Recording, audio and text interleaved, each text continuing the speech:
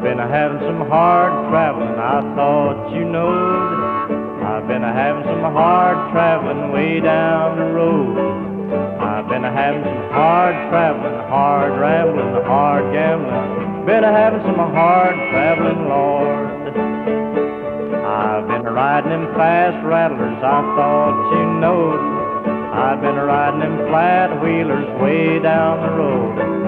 I've been riding them blind passengers, dead enders, kicking up cinders. I've been having some hard traveling, Lord. I've been hitting some hard rock mining, I thought you knowed. I've been leaning on a pressure drill way down the road. Hammer flying, air hole sucking, 6 foot of mud and a show been a mucking. And I've been hitting some hard traveling, Lord. I've been hitting some hard harvesting, I thought you knowed. North Dakota to Kansas City, way down the road. Cutting that wheat, stacking that hay, and I'm trying to make about $1 a day. And I've been having some hard traveling, Lord.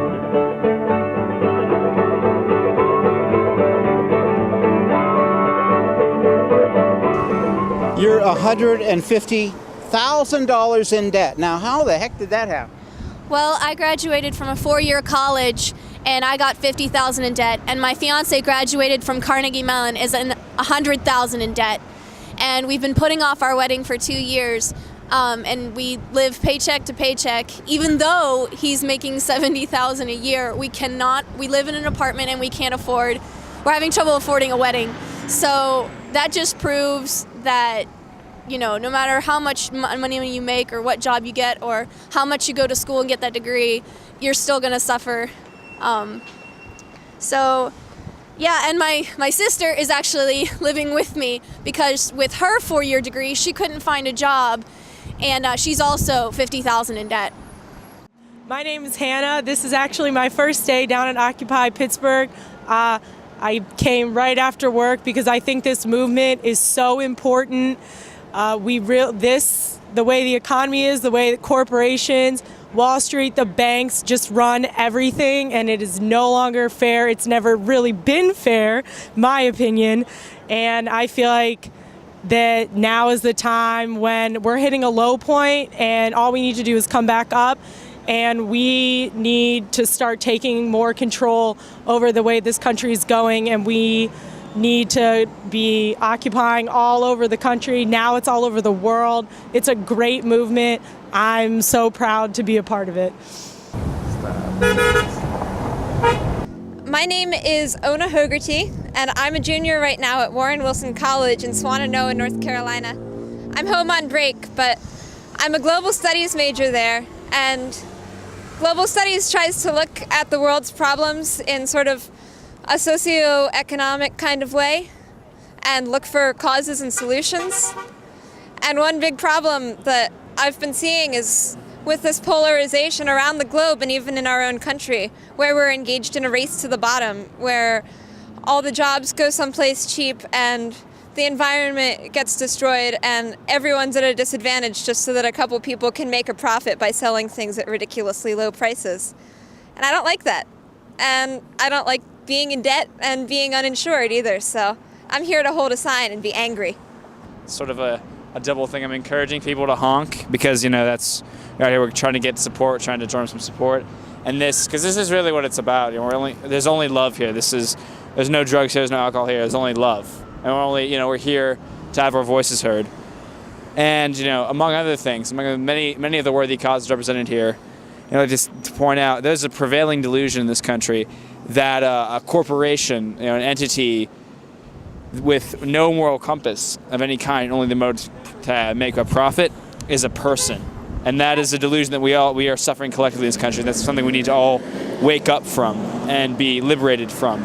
And all of this here, this whole whatever this is, that is what we are striving for. And people with a greater level of acumen than myself have pointed out that if a corporation is to be counted as a person, well, one, you would have to sort of look at it as if it was a psychopath because there's no moral compass. And two, as many of the Woody signs you would find over there point out, I will believe a corporation is a person when the great state of Texas executes one as such. Hi, we're here at Occupy Pittsburgh. We are here. We're trying to get all of our brothers and sisters to come out here and make a stand against our government for what they're doing to us. I'm a college graduate and a teacher, and my husband has his own small business, and we aren't making it. We work week to week with our paychecks. We need to see a change. We are the 99%. And we would like you to come out here, get out from behind your computers, leave your houses. When you're warm and inside, you think everything's okay, but you need to come out here and be a part of this. We are making history. We do need change. Thank you. Well, Occupy Pittsburgh is the place where it's happening right now. There isn't a lot of protesting going on. A couple months ago, there wasn't a lot. And now there seems to be this collective movement that is inspired but undetermined, if that makes any sense. My name's Herbert Elwood Gilliland III. I am the inventor of the YouTube brand, but no major media conglomerates will let that be known. I'm down here to protest the fact that they will silence a person for their own fiscal benefit. And I think that that's just the tip of the iceberg with capitalism and with the issues that corporations functioning in a private way, a secret way, is doing to the world, providing society with basically a strong-armed version of what society is supposedly wanting. Scientists that look at what people's desires and wants are in a corporation are often looking at what people desire to see or desire to feel or desire to taste or touch. And it's their opinion only. It really does not define what people want. I think people will tell you what they want, and that's one of the best things about protests is that people actually get together and say the things that they really mean to each other. So here we are at the 99% free kitchen. Oh, well, we've got lots. We're trying to keep everything healthy. We've got lots of apples, lots of fruit. As you can see, lots of apples. We've got donations of bagels over there from Brugger's. There's some Dunkin' Donuts that people brought. And this is all stuff that people have just come to the encampment and gave to us. You know, people are stopping at stores on their way to work and just bringing us stuff before they're on their way to their job downtown here. Some of the things that we actually have cooked, but we aren't cooking on site. We're cooking at an off-site location.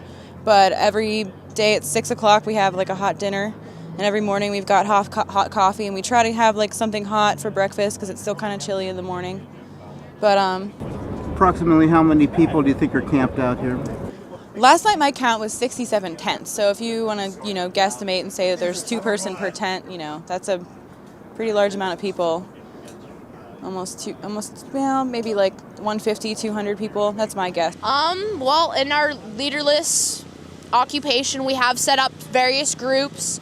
This is the medic group. We have first aid, we have hygiene products, things such as feminine hygiene, even baby care, toiletries, supplements, and we're actually getting so many donations right now that it's probably going to end up being donated to some sort of other organization after this. Basically, we're all taking care of each other. It's free health care. There's different physicians, nurses that are helping to run the Occupy Pittsburgh Medic Group. This is Vincent Irene, and I'm not with a group. That's why I get along so well with everyone. We're here to Occupy Pittsburgh, which means that we are as mad as hell and we're not going to take it anymore. Our lives have been thrown this way and that by the banks and by corporations, and Ralph Nader would be proud of us because this system is unsafe at any speed.